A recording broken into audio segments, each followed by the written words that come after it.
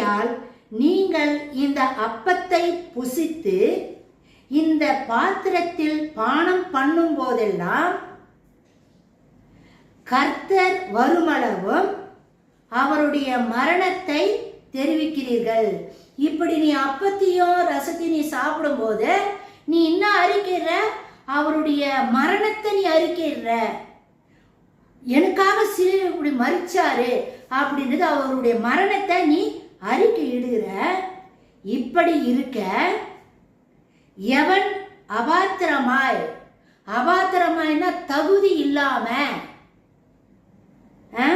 இல்லாமல் கர்த்தருடைய அப்பத்தை புசித்து அவருடைய பாத்திரத்தில் பானம் பண்ணுகிறானோ அவன் கர்த்தருடைய சரீரத்தையும் இரத்தத்தையும் குறித்து குற்றமுள்ளவனாயிருப்பான்.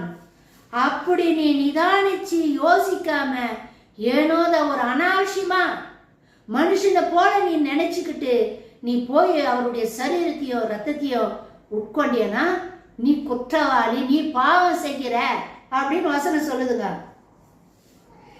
எந்த மனுஷனும் தன்னைத்தானே சோதித்து அறிந்து, எந்த மனுஷன் தன்னைத்தானே ஆராய்ந்து பார்க்கணும், சோதித்து பார்க்கணும். பார்த்து இந்த அப்பத்தை புசித்து இந்த பாத்திரத்தில் பானம் பண்ண கடவன். பாவம் இருக்கும்போது, தகுதி இல்லாத இருக்கும்போது இந்த அப்பத்தையும் ரசத்தையும் புசிக்க கூடாது. அப்படி நீ அப்பத்தையும் ரசத்தையும் புசித்தியனா நீ குற்றம் செய்கிற, நீ பாவம் செய்கிற அப்படின்னு வசனம் சொல்லுது.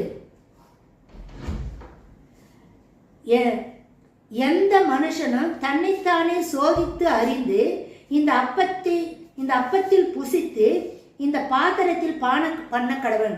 சோதித்து அறிஞ்சு உன்னை சுத்திகரிச்சிட்ட பிறகுதான், ஆத்மாவை சுத்திகரிச்சிட்ட பிறகுதான் அப்பத்தையும் ரசத்தையும் உட்கொள்ளணும்.